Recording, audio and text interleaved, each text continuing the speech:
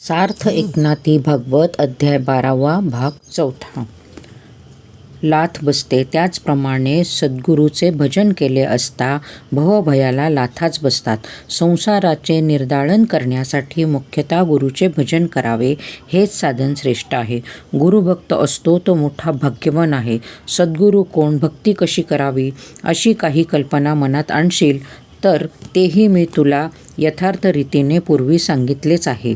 उद्धवा, तर तो वेद व ब्रह्मज्ञान यात निष्णात असून शिष्याला ज्ञान देण्याविषयी समर्थ असतो तोच सद्गुरू होय असे येथे निश्चयपूर्वक समज. जो स्वरूपामध्ये समाधान करतो तोच खरोखर सद्गुरू होय. त्याच्याशिवाय सद्गुरूपण येण्याचा दुसरे कारणच नाही. त्या सद्गुरू भजनाचा प्रकार तुला निश्चय करून सांगतो. जो गुरुभजन करतो तो सर्व कर्म व धर्म यापेक्षाही थोर होय. गुरु पित्यासमान म्हणावा तर पिता एकाच जन्माचा असतो, परंतु सद्गुरू हा सनातन मायबाप आहे. तो सर्व जगाचा पिता आहे. गुरु माते समान समजावा तर गर्भ जन्मल्यामुळेच तिचे प्रेम जडते, परंतु गुरुराज हा गर्भवासाचे निवारण करतो व पुत्राहूनही अधिक प्रेम करतो. पोटातून बाहेर पडल्यानंतर पुत्र स्नेहाने आई त्याच्यावर प्रेम करावयास लागते, पण गुरुमाता ही बाहेरचे सर्व पोटात घालून स्नेहाने जास्त प्रेमळ असते. गुरु धान्याप्रमाणे मानावा तर धन्याला काही मरण चुकवता येत नाही, परंतु सद्गुरू तर जन्ममरणच चुकवतो. म्हणून गुरुराज हाच सर्वस्वी खरा धनी आहे. गुरु कुलदेवता मानावी तर कुलदेवताला कुलधर्मात मात्र पूज्यता असते, परंतु गुरु हा कुलदेवतेची देवता आहे. आपल्या प्रत्येक कर्मात त्याला पूज्यत्व आहे. गुरु कल्पतरू समान मानला तर कल्पतरू हा कल्पना करावी तेवढेच दान देतो, परंतु सद्गुरू हा पूर्ण निर्विकल्पातच देतो. हे निर्लोभता दिल्याने फार मोठे दान दिल्याप्रमाणे होते. चिंतापणी हा ज्या गोष्टीचे चिंतन करावे तेवढीच वस्तू देतो, परंतु सद्गुरू हा मुळी चिंतेचाच नाश करतो व चित्ताला मारून चैतन्याचे शाश्वत निजदान देतो. कामधेनूचे दुभते असते ते इच्छेपुरतेच असते, पण सद्गुरू हा स्वानंदाचाच रस देत असल्यामुळे इच्छेलाच नाहीशी करतो. समुद्र हा गुरुसारखा म्हणावा तर तो गंभीर आहे खरा, पण सदोदित खारट, परंतु गुरु हा सर्वदा स्वानंदाने भरलेला असून आत्मबोधामुळे अत्यंत मधुर असतो. गुरु हा ब्रह्मासारखा म्हणावा तर उपमाही थोडीशी कमीच पडते, कारण गुरुच्या उपदेशानेच ब्रह्माला सत्यत्व येते, नाहीतर ब्रह्मा हे केवळ शाब्दिकच होय. शब्दार्थ शब्दामध्येच नाहीसा करून गुरु हा ज्ञानमय अर्थाचा बोध करून देतो. म्हणून त्याच्याहून अधिक पूज्य असा त्रैलोक्यातही कोणीच नाही. म्हणून गुरु हीच माता, गुरु हीच पिता, गुरु हाच स्वामी व गुरु हीच कुलदेवता होय. गुरुशिवाय अन्य देवतेचे स्मरणच मुळी होत नाही. मोठे दुर्धर संकट आले असता किंवा ज्यावेळी आकाश कडकडून अंगावर पडते तेव्हाही जो दुसऱ्याकडे ढुंकून सुद्धा पाहत नाही, गुरुचेच नामस्मरण करत असतो, शरीर, वाणी, मन व प्राण यांनी जो गुरुशिवाय इतराला जाणत नाही आणि तसाच तो अनन्य भावाने गुरुचे भजन करतो, त्याच्या त्या भक्तीचे नाव गुरुभक्ती होय. पक्षिणीची पंख न फुटलेली पिले असतात, ती सर्वदा तिचाच ध्यास करीत असतात. त्याचप्रमाणे जो जागृतीत, स्वप्नात किंवा सुपुप्तीतही गुरुशिवाय दुसरे स्मरतच नाही. मागे भगवत भजन सांगितलेस आणि आता गुरुची सेवा सांगतोस, तेव्हा तुझे हे निरूपण एकसूत्रीपणाचे नाही असा विकल्प मात्र मनात आणू नकोस. खरोखर सद्गुरू असतो तोच माझी मूर्ती आहे हे निश्चयपूर्वक लक्षात ठेव. याविषयी संशय धरू नये. याचेच नाव अनन्य भक्ती. एकाग्रतेने जे गुरुचे भजन करणे तेच मोठे माझे पूजन होय. गुरु आणि मी अशा दोहोंमध्ये कल्पता ती सुद्धा कधी वेगळेपणा असत नाही. गुरु आणि भगवंत हे दोन्ही एकच आहेत. अशा भावनेने जो निश्चयपूर्वक भजन करतो तोच गुरुचा सेवक होय. त्याच्याशिवाय इतर असेल तो संशय होय असे समज. माझ्याशी ऐक्य व्हावे म्हणून ज्याने अत्यंत प्रेमाने गुरुभक्ती स्वीकारली तोच त्रैलोक्यामध्ये धन्य होय. आता भजनाचे जे स्वरूप आहे ते ऐक. गुरुची सेवा करण्यासाठी त्याचा देह मनाच्याही पुढे धावत असतो व सर्व सेवा मी एकटाच करील एवढी महत्त्वाकांक्षेने तो तयार झालेला असतो. सेवा जो अधिक पडेल तो अधिक उत्साहाने सेवेला तयार होऊन राहतो. सर्व देह केवळ सेवेप्रित्यर्थच वाहिलेला गुरुसेवेमध्येच त्याला विश्रांती वाटते. सेवेच्या आवडीमुळे अर्धघटका देखील विश्रांती घेतच नाही. आवडीच्या अधिकाधिक भराने गुरुभजनामध्ये वाढीतच गोडी वाटत असते. नित्य गुरुची सेवा करताना नित्य नवाचा प्रेमभर उत्पन्न होतो. सद्भक्तीच्या इच्छेने गुरुच्या चरणापाशी त्याने जीवाला विकूनच टाकलेले असते. आळस त्याच्यापाशी येण्याचेच विसरतो. विश्रांतीला स्थानच नाहीसे होते. गुरुसेवेच्या संभ्रमानेच तो भुलून गेलेला असल्यामुळे इतर विषय सेवन करण्याचेच विसरून जातो. तहान पाण्याची आठवण विसरली, क्षुधा पक्वान्नालाच विसरली आणि गुरुचे पादसेवन करताना तो झोपलेलाच विसरला. जांभई येण्यापुरतीसुद्धा रिकामी सवड सापडत नाही. तेथे निद्रेला राहावयास कोठे स्थळ मिळणार. मुखामध्ये सद्गुरूचे नाम, हृदयामध्ये सद्गुरूचे प्रेम आणि देहाला सद्गुरूचे कर्म हेच रात्रंदिवस न थांबता चालावयाचे. मन हे गुरुसेवेत गुंतलेले असल्यामुळे बायको, मुले व धन यांचाही विसर पडतो. मनाचीही आठवण विसरतो व मी कोण याचेही स्मरण राहत नाही. त्याच्या भजनाचा उत्साह आश्चर्यकारक असतो. भजन करताना स्वतःच्या देहाची सुद्धा आठवण राहत नाही. अशा थोर गुरुसेवेचा महिमा विलक्षण आहे. कारण सर्व आत्मभाव गुरुचरणीच लागून राहतो. असे असतानाही प्रारब्धानुसार एखाद्या प्रसंगी गुरुची ताटातूट झाली तरी प्रेमाचा जिव्हाळा तुटत नाही आणि उलट भजनामध्ये अधिक भक्ती जडते. गुरुचे राहण्याचे जे गाव असते तेथेच सर्व मनोधर्म राहतो. गुरुचे ध्यान तेच आपले कर्मधर्म असे समजून तो सेवेची खटपट सोडित नाही. गुरुच्या मूर्तीचीच त्याला सवय झालेली असल्यामुळे ती गुरुमूर्ती तो हृदय काशामध्येच स्थापित करतो आणि मग अनेक प्रकारच्या भजरंगात त्याची भजनाची आवड काय सांगावी. चित्स्वरूप हीच त्याची पौर्णिमा व गुरु हा त्यातील पूर्णचंद्र होय आणि त्याच्या खाली स्वतः तृषित चकोर पक्षी होऊन बसतो. मग स्वानंद बोधरूपी चंद्रकिरण तो निरंतर स्वतः सेवित असतो किंवा चिदकाशामध्ये सद्गुरूला सूर्य करून आपण सूर्यकांत मणी होतो आणि त्याच्या दिव्य तेजाने दैदीप्यमान होऊन आपल्या प्रभावाने मायारूप वनाची होळी करतो किंवा सद्गुरूच्या कृपामृत डोहामध्ये आपण त्या ठिकाणी तरंग होतो आणि अंतर्बाह्य सारे गुरुचेच स्वरूप आहे असे समजून हृदयामध्ये तीच भावना धरतो. आपला खरा धनी जो सद्गुरू तो एक खरोखर निर्विकल्प कल्पतरूच आहे असे मानतो आणि त्याच्या छायेखाली बसून खरोखर गुरुभक्तीचाच वर मागतो किंवा सद्गुरूला कामधेनू करून आपण तिचे वासरू आहो अशी कल्पना करतो आणि तिच्याकडून ज्ञानरूप जिव्हेने प्रेमाने चाटवतो व स्वानंदाचा पाना सेवन करतो. हे गुरुदेवा, माझ्या सर्व वृत्तींची सेवा मीच करावी अशी सद्भक्तीने त्याची प्रार्थना करून म्हणतो, हे कृपानिधे, हाच मला वर द्यावा. तेव्हा गुरुनाथाने प्रसन्न होऊन वरदहस्त मस्तकी ठेवून तसा वर दिला असता आनंदाने त्याचे मन उसळू लागते व मला वर मिळाला, मी धन्य झालो असे म्हणतो. असा वर मिळवून तीच सेवा तो प्रेमाने आदरपूर्वक करू लागतो. गुरुभक्तीचा भावार्थ अत्यंत धन्य होय.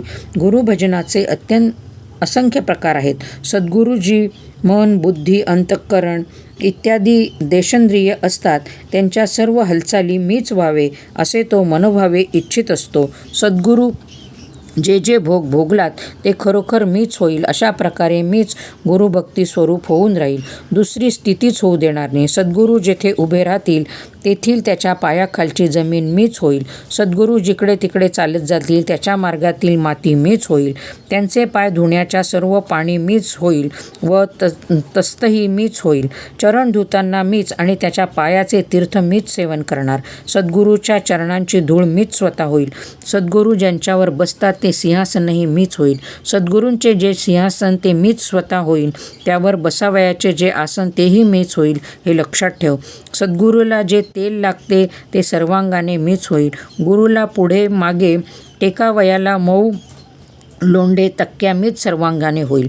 मनातली हाव एवढी की सद्गुरूच्या सिद्ध असलेल्या ज्या पादुका त्या मीच होईल पहा. त्यांना दुसऱ्यांना हातसुद्धा लावू देणार नाही. गुरुचे श्वासोच्छ्वासही मीच होईल. त्यांच्या नाकातून वेगाने मीच बाहेर येईल. गुरु जो जो सुगंध घेतील तो तो सुगंध मीच होईल. गुरु कृपादृष्टीने जिकडे पाहतील ते ते दृश्य पदार्थ मीच होईल. किंवा गुरूंची दृष्टी जे जे पाहिल ते सर्व तात्काळ मी बनेल.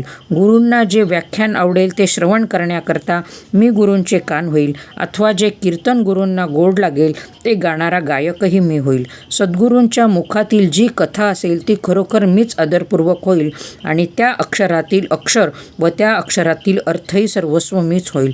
सद्गुरू जेथे स्नान करतील तेथील त्यांच्या अंगावर पडणारे पाणी मी होईल. गुरु जे आचमन करतील तेही मीच होईल असे समज. गुरु हे वस्त्र परिधान करतील ते उत्तम वस्त्र मीच होईल. गुरुचे पाय पुसावयाला जे धूतवस्त्र असते ते मीच होईल. गुरुच्या अंगाला ओटी लावतात ते पवित्र चंदन मीच होईल. गुरुच्या पायांवर अर्पण करणारे फुलही मीच होईल. सद्गुरू भोजन करतील तेही मी ताट व मीच अन्नही होईल. त्यातील रसाची गोडी पक्वान्न पंक्तीला बसणारा सर्व मीच होईल.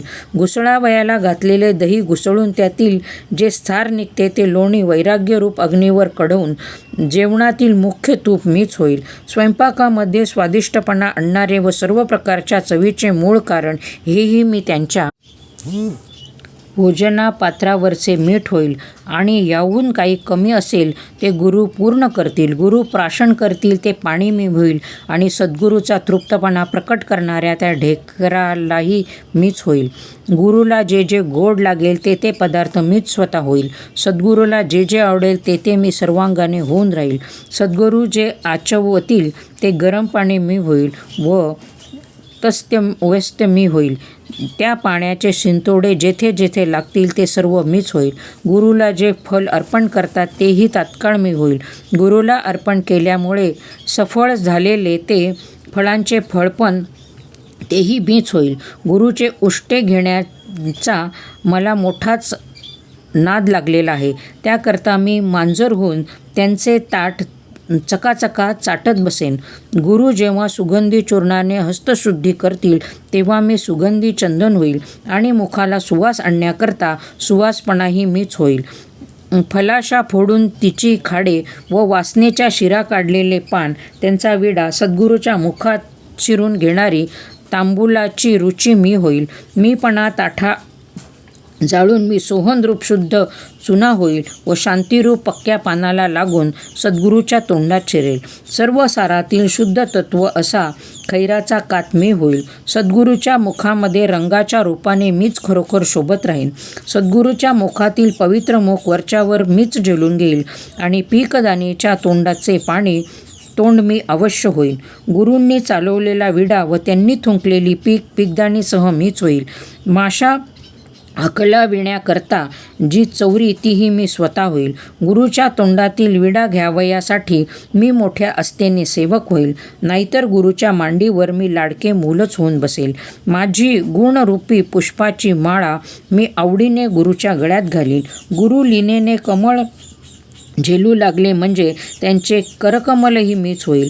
गुरुला निरांजन ओवाळू लागले म्हणजे त्या निरांजनातील ज्योत मी आपल्याच तेजाने प्रकाशित करीन आणि गुरु ज्या प्रकाशाने चालतील त्या दिव्याची प्रभा मीच होईल. मी गुरुवचन आपल्या जीवाभावाचे लिंबलोण स्वतः करून टाकील.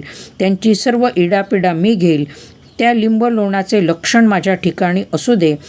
छत्र मीच आणि छत्र धरणाराही मीच. चौरी मीच आणि चौरी धरणाराही मीच. विंजणा मीच आणि विंजण्या वरणाराही मीच. याप्रमाणे गुरुचा सारा परिवार मीच होईल. गुरु ज्यावर बसतील तो घोडा मीच होईल.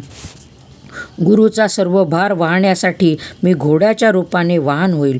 गुरुपुढे मी त्यांचा मार्गरक्षक योद्धा होईल. गुरुच्या गुणांचे वर्णन करण्यासाठी गर्जना करणारा त्यांचा भाट होईल आणि गुरुच्या घरी शांतीपाठ म्हणणारा मी भट होईल. गुरुवर छत्र धरणारा मी, गुरुवर चौरी वारणारा मी, विडा देणारा मी, फूल देणारा मी, झाडणारा मी, गवळी मी आणि दारातील पारेकरीही मीच होईल. गुरु जेथे जेथे लक्ष देतील तेथील अवधान मीच होईल. प्राण गेला तरी गुरुला सोडून अर्धक्षण देखील दुसरीकडे जाणार नाही. गुरु जी कथा सांगतील ती अगत्यपूर्वक ऐकणारा मी श्रोता होईल. गुरु कृपेने अध्यात्मज्ञान सांगणारा मी वक्ता होईल. गुरु उदारपणाने दान देऊ लागतील तेथे मी गरीब याचक होईल. गुरु आपले सर्व हितगुज सांगू लागले म्हणजे मीच एकांत स्वरूप होईल. गुरु सावकाश बसतील तेथे मी अवकाश होईल आणि गुरुच्या हृदयातील अवकाशरहित जे चिदाकाश तेही मीच होईल. गुरु आपण ज्यावर बसतील ते सुखकारक आसन मीच होईल आणि चालणारा भोई होऊन मीच वाहून नेईल. धन्याकडे लक्ष ठेवून मोठ्या नेटाने भराभर पावले उचलून आणि गुरूंच्या पालखीचा पुढचा दांडा खांद्यावर घेऊन धन्याबरोबर गोष्टी सांगत झपाझप चालेल. वाहनामध्ये बसलेल्या गुरूकडे नजर लावून पुढे चालत असताना पायात पाय अडखळू नये म्हणून पाऊल उचलून टाकील. जमिनीचा लहान मोठा उंचवटा किंवा खळगा चुकवून नीट चालल्याने चालेल.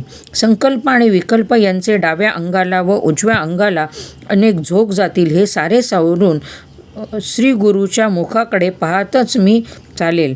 आपला मार्ग न चुकता खांद्यावरील पालखीचा पुढचा दांडा न हलू देता दुसऱ्यांची गरज न ठेवता चालणारा उत्तम भोई होईल.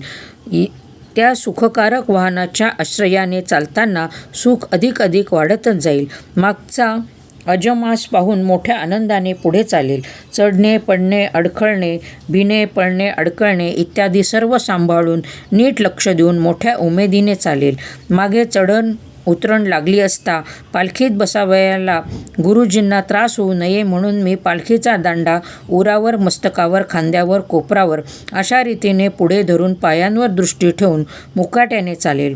पुढे टेकाड आले, वळण आले, चढण उतरण आली, दम लागून किंवा अंगाला कंप सुटून जीव दमला तरी ताठर मनुष्याप्रमाणे धैर्य धरून चढणीवरील वाट चालेन. कामाचा पाठ ओलांडून, क्रोधाचा लोट आवरून धरून व खड्ड्याची वाट चुकवून पालखीचा पुढील दांडा खांद्यावर घेऊन त्यासह मी चालेल. ममतेची ओल मोठी दांडगी त्या दलदलीत पूर्णपणे रुतून अडकून राहावे लागते, पण मी त्या चिखलात एक पाऊलसुद्धा न मागता तात्काळ ओलांडून जाईल. मोहरूप नदीची दरड महाभयंकर आहे. तिच्यामध्ये मोठ्या वेगाने वाहणाऱ्या पाण्यामुळे तिची ओढही मोठी जबरदस्त असते, परंतु मी स्वामींना एक शिंतोडाही न लागू देता तत्काळ एका तीरावरून दुसऱ्या तीरावर पोचवेन. स्वामींकडे दृष्टी ठेवून झपाट्याने मागे व पुढे चालताना दोहीकडचाही भोई होईल व मागाहून माग काढीत जाईन. अशा प्रकारे मागे आणि पुढे मीच होऊन सुखासनाच्या आनंदाने स्वामींची झोप न मोडेल अशा तऱ्हेने ते वाहन वाहून नेईल. उष्ट्या अन्नावरती पोसून राहणारा, अष्टप्रहर जगणारा असा गुरूच्या दारात नेहमी गुरु करत राहणारा मी कुत्रा होऊन राहीन. डोळ्यांना कोणी परकी दृष्टीस पडले तर सोहम भावनेने मी भुंकू लागेल आणि भजनरूप खळग्यामध्ये बैठक मारून बसणारा गुरूंच्या दारातला कुत्रा होईल. अशा अनेक कल्पना करून गुरूच्या सेवेसाठी मनाला अत्यंत आवड असल्यामुळे शिष्य नाना प्रकारे विचार घोळत असतो. देवयोगाने तो जरी दूर गेला तरी भक्तबळाने तो जवळच असतो. गुरुसेवेकरताच असा जो स्वतः विकला गेला त्याला सविद्याशास्त्रही सहज अवगत होते. तो गुरुच्या जवळ असो अथवा दूर असो तरी त्याला गुरुभक्तीची अत्यंत आवडच असते. त्याने आपला प्राण गुरुच्या सेवेसाठी आणि भजनासाठी गुरुच्या द्वारावरच ठेवलेला असतो. असा गुरुभक्तीचा तत्पर असल्यामुळे आणि अधिकाधिक आवडीने एकाग्रपणा साधित असल्यामुळे तेच गुरुकृपा पाठ कुठाररूप सद्विद्यालक्षणशस्त्र त्याच्या हाती येते. ते शस्त्र वैराग्याच्या सारणेवर लावून स्वस्वरूपाकार वृत्तीने पाजळून लखलखित केले की ते अतिशय तीक्ष्ण धार चढून तयार होते. आपल्या दृष्टीने शस्त्र तयार केले आणि ते ऐक्यभावाच्या मुठीमध्ये धरले असे ते की त्या शस्त्राच्या आणि शस्त्र धरणाऱ्याचा अगदी एकजीव होऊन गेला म्हणजे मग तो संसारावर घाव घालावयाला तयार होतो. नीट नेम साधून मोठ्या जोराने घाव घालावयाला तयार होताच संसार वृक्षाचा नाश होतो आणि प्रत्यक्ष घाव घातल्याशिवाय तुटून पडतो. लिंगदेहाची वासना जी आपली कल्पना ती छेदून टाकावी आणि धैर्याने नेहमी सावध असावे हाच संसाररूप वृक्षाचा छेद होय. आत्मसाक्षात्कार झाल्यावर ती सर्व साधने आपोआपच नाहीशी होतात. भोजनाने परिपूर्ण तृप्ती झाली असता बाकीची पक्वान्ने जागच्या जागी राहतात. पोटामध्ये अतिशय तृप्ती उत्पन्न झाली असता अमृतसुद्धा कोणी ओठाला लावित नाही. त्याप्रमाणे ब्रह्मपद प्राप्त झाल्यानंतर या साधनाचा यतायातीही सोडून द्याव्या. हाच भावार्थ मनात धरून मी तुला पूर्वी सांगितलेच आहे की ह्या साधनाच्या खटपटी प्रवृत्ती निवृत्तीसह सोडून दे. परब्रह्माला पोचले असता सर्व वेदोक्त कर्मही मिथ्याच होते आणि आश्रमादी वर्णधर्मही मिथ्या होतात. हे कर्म त्यागाचे वर्म आहे. स्वप्नामध्ये गडबडीने चालत असता अडखळून जो विहिरीत पडला तो जागा होऊन आपल्याला त्यातून काढतो. त्याचप्रमाणे साधनामधील अट्टहास व्यर्थ आहे. शेतात पीक भरून आले म्हणजे मग त्या शेतामध्ये नांगर धरणार कोण? गजांत लक्ष्मीच घरात आली असता दारोदार भीक कोण मागणार? ठेवाच हाती लागला असता डोळ्यात अंजन कोण घालील?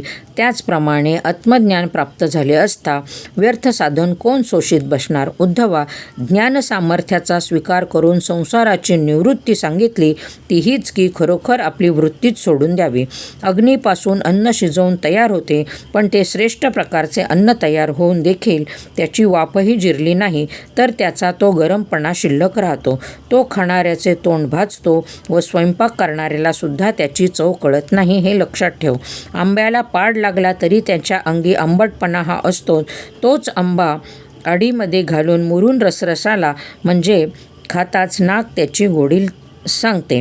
पण आंबे आडीत मुरण्यामध्ये एक खुबी आहे, ती ही की येथे एकाला दुसऱ्याचा संपर्क लागता कामा नये. कारण दोन आंबे एकत्र भेटले असता दोघेही ठिगळतात आणि ते ठिगळलेले तसेच जवळजवळ आढीला घातले तर त्यांच्या संसर्गाने दुसरेही नासून जातात.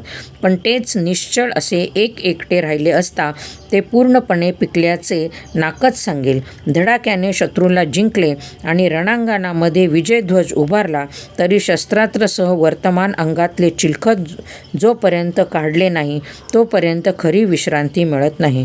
गरोदर असलेल्या स्त्रीला प्रसूती आली आणि पुत्र होऊन लगेच जरी ती आनंदित झाली तरी ती जेव्हा त्याचे बारसे पाहीन तेव्हाच पुत्राचे खरे सुख भोगू शकेल. एखादा पुरुष मरून गेला असता त्याच्या देहाचे दहन होते व ते सूतक हे बाकी राहतेच. ते जाईल तेव्हाच आपली शुद्धी होते. त्याचप्रमाणे अज्ञान जाऊन जो ज्ञानाभिमान शिल्लक राहतो तोही त्यागीला असता स्वानंदाने आत्मसमाधान होते. खैराचा शूळ असला तरी तो खरोखर मारतो आणि तो चंदनाचा असला तरी तो काही निराळे करील की काय? त्याप्रमाणे ज्ञानाचा किंवा अज्ञानाचा असा दोन्ही प्रकारचा अभिमान बाधकच होतो. लोखंडाची बेडी तोडली आणि मग मोठ्या हौसेने सोन्याची घातली तरी चालताना तीही तशीच अडथळा करू लागते आणि पीडा जशीच्या तशीच राहते. ब्रह्माहमिस्मामी, ब्रह्म तेच मी, हा अभिमान काही शुद्ध ब्रह्म नव्हे, हे लक्षात ठेव. अहमपणामुळे तेही कठीणच आहे. त्याचे लक्षणही ऐक. पाण्यापासून मीठ होते आणि ते पाण्यात विरून जाते, पण मोती हे पाण्यापासून होते तर ते कठीण असते म्हणून ते पाण्यात विरून जात नाही. ते मुक्तपणामुळे जरी मोलाला चढले तरी स्त्रीच्या ओठांजवळ सोन्याच्या तारेमध्ये अडकून पडते. ते मुक्त असूनही नाकाजवळ आले एवढ्या अभिमानाने कठीणपणाचा प्रसंग आणला. त्याचप्रमाणे अज्ञानाचा अभिमान असतो तो तत्काळ नाहीसा होतो, पण ज्ञानाभिमान मोठा कठीण आहे. तो मुक्तपणाने सुद्धा गुंतवून पाडतो. मातीची घागर कच्ची असते, ती तात्काळ गळू लागते व ती माती मिळून जाते. पण तेच भाजलेले खापर असू द्या की ते कठीण असल्यामुळे कितीही दिवस गेले तरी मातीला मिळत नाही. त्याचप्रमाणे प्रपंच हा अज्ञानानेच बळावलेला आहे. याकरता ज्ञान व अज्ञान यांचा अभिमान सोडून काट्याने काटा काढल्याप्रमाणे दोन्ही आडवाटेवर फेकून द्यावी. कारण ज्ञान व अज्ञान ही दोन्ही जर वाटेवरच टाकली तर एखाद्या वेळी ती आपल्यालाच बाधक होतील, म्हणून त्यांना दूरच फेकून द्यावे. हाच खरा त्याग होय. अहमपण म्हणून जितके आहे तितके बाधकच आहे. याकरता चांगला किंवा वाईट अभिमान असला तरी ज्ञाते लोक हे दोन्ही अभिमान पूर्णपणे सोडून देतात. उद्धवा, तुला माझी भक्ती करूनच माझ्या पदाची प्राप्ती झालेली आहे. आता अनेक प्रकारच्या साधनांचे उपद्व्याप व शास्त्राची वाटाघाट कशाला करतोस? सद्भक्तीने माझे भजन केल्यामुळे तू ब्रह्मस्वरूप झाला आहेस. याकरता आता सविद्याधिक सर्व साधने शास्त्रश्रवणासह सोडून दे. तस्माद्युद्व उत्सज्ज या श्लोकातील त्यागाचे बीज हेच आहे. हे माझे अंतःकरणातील गुह्य मी तुला स्पष्ट करून सांगितले. शिष्याला गुरुचे भजन हेच सर्व साधनातील श्रेष्ठ साधन आहे. उद्धवा, त्यानेच खरोखर ब्रह्मसमाधान प्राप्त होते. हे सत्य आहे असे समज. जो गुरुचरणाचे भक्तभावाने भजन करतो तो सच्चिदानंद मंदिरात राहतो. हे माझे भाषण पूर्णपणे सत्य आहे.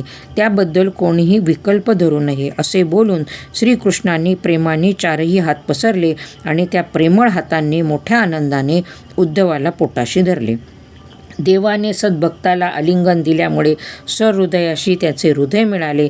तेव्हा अर्थातच सांगणे आणि विचारणे हे दोन्ही बंद पडली आणि शब्दांनी शब्द खाऊन टाकले. चारही वाणींना मौन पडले.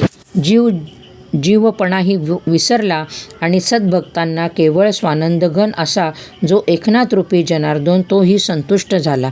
त्याच सद्भक्तीचा भावार्थ 12व्या अध्यायामध्ये स्पष्टपणे सांगितला. तो असा की भक्तांना त्याच्या भक्तीने श्रीकृष्णनाथ नेहमी प्राप्त होतो. आत्मप्राप्ती होण्याचा कारण केवळ मुख्य भावार्थच आहे. भावार्थाशिवाय इतर साधने हे वृथाश्रम होत असे समज. जप, तप, यज्ञ आणि दाने भावार्थासाठीच करावयाचे असतात. तो भावार्थ ज्याने साध्य केला त्याचा जन्म धन्य होय. नरदेहाची प्राप्ती धन्य आहे. साधूंची संगती धन्य आहे आणि जे भक्तीत रंगले ते भावार्थी अत्यंत धन्य होत.